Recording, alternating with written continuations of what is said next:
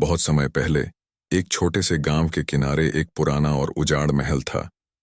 गांव के लोग मानते थे कि उस महल में ब्रह्म राक्षसयान का वास था, जो दिन में सोता और रात में जागकर लोगों को सताता था। इस ब्रह्म राक्षस के बारे में कहा जाता था कि वह एक समय में एक महान विद्वान था, लेकिन उसकी अहंकार और अधर्म ने उसे यह राक्षसी रूप धारण करने पर मजबूर कर दिया। एक दिन गांव में एक नवयुवक, जिसका नाम अरुणहन था, अपने साहस के लिए प्रसिद्ध था।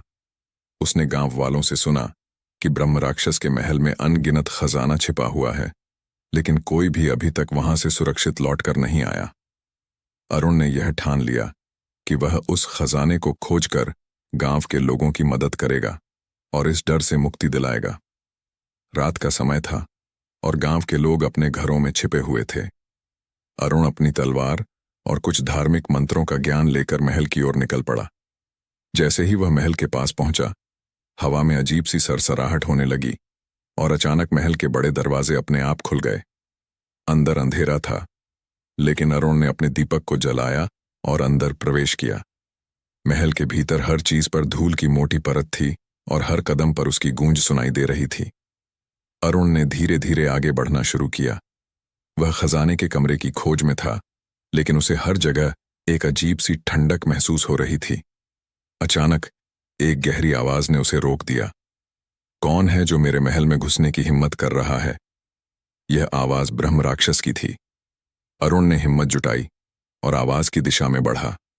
जैसे ही वह मुख्य कक्ष में पहुंचा, उसने एक विशाल और भयंकर दिखने वाले ब्रह्म राक्षस को देखा, जिसकी आंखों में आग सी जल रही थी।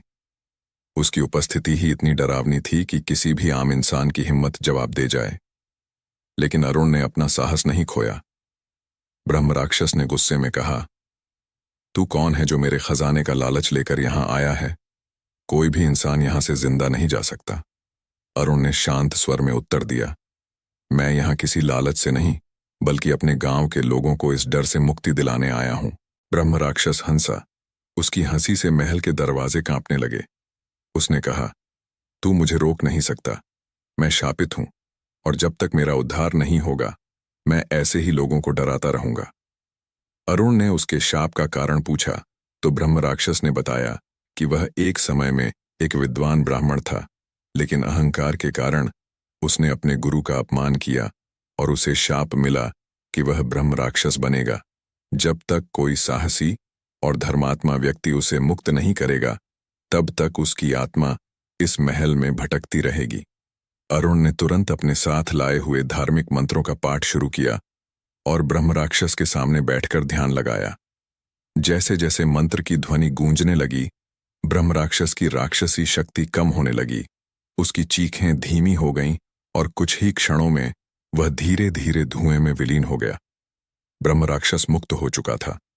अरुण ने गांव लौटकर सबको यह घटना बताई और तब से वह महल गांव वालों के लिए एक सुरक्षित जगह बन गई।